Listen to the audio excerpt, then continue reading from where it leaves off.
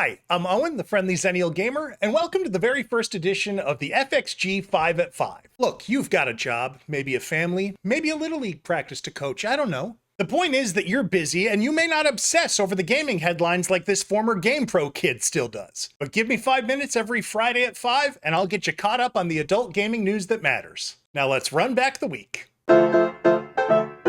Xbox just spent the last 9 days executing what might be the biggest brand reset of this generation. It started last week on April 21st when new Xbox CEO Asha Sharma announced that Game Pass Ultimate is dropping from $29.99 a month back down to $22.99. The catch? New Call of Duty titles won't hit Game Pass on day one. Then 2 days later, Xbox dropped a brand new logo. Green glowing Nexus on a black backdrop, a clear callback to the original Xbox era. The same day, Sharma and Executive Vice President Matt Booty published a memo titled "We Are Xbox," officially retiring the Microsoft gaming label and reasserting Xbox as the central brand. Xbox has sort of been wandering in the wilderness this generation in the court of public opinion, and nothing resets like a price drop and a fresh coat of paint. Now, is the Xbox Game Pass price cut that big a deal on paper? Over the course of a year, you're roughly saving the cost of one game, and they're pulling out the franchise that became most synonymous with the service. So it's not a slam dunk for Call of Duty fans. But it is smart for the brand. It makes Game Pass a no-brainer again for the average adult gamer who just wants a strong library to dip into, and it sends a message that Xbox understands that this hobby is squeezing everyone with costs at every angle right now.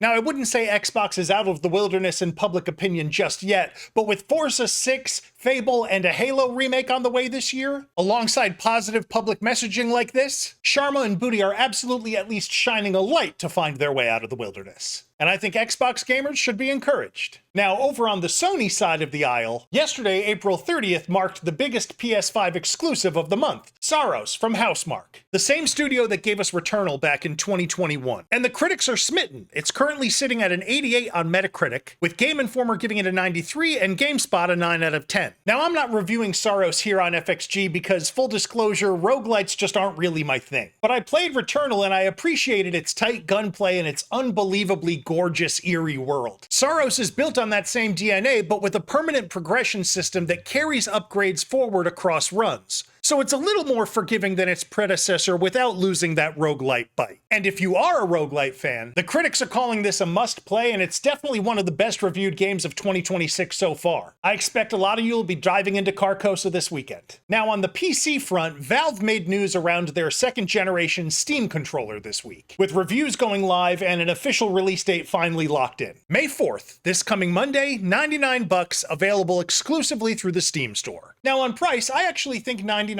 is admirable. You compare that to both the standard and premium offerings from Sony, Microsoft, and Nintendo, and I would say it's at least competitive. Especially when you factor in that magnetic puck that doubles as a wireless dongle and a charging station. But the overall reaction from reviewers is mixed, and I'm not really surprised. Outside of the trackpads being useful for PC games that weren't really built for a controller, I struggle to see the differentiating feature here. And that's partly Steam's own fault. They've spent years making Xbox controllers, DualSense, and just about anything else you plug into a PC or Mac work with Steam. That's a key feature of the platform. It's flexible and it's universal. But the bigger concern is that some early reviews are flagging some early hardware issues. And the word is that this might not be the play for competitive online gaming. If those issues bear out, it gets a lot harder to recommend, so buyer beware on Monday. And in a story that really shivered my timbers, Ubisoft moved from rumor to real confirmation this week, dropping a full reveal showcase for Assassin's Creed Black Flag Resynced, a full-on remake launching July 9th on PS5, Xbox Series consoles, and PC. New Anvil engine, ray tracing, updated combat, new story content. Look, Ubisoft's had a rough few years in the headlines, but this studio still looms large, and if you're anything like me,